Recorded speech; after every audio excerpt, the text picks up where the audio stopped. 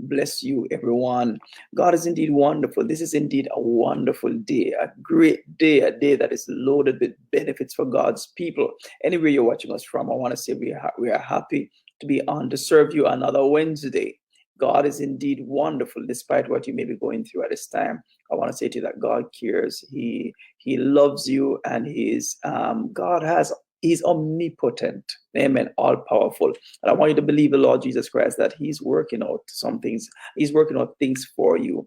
And all I want you to do is to raise your faith and believe the Lord Jesus Christ. The word of the Lord says all things are possible if we believe. So if you can believe, then you'll experience the favor of the living God.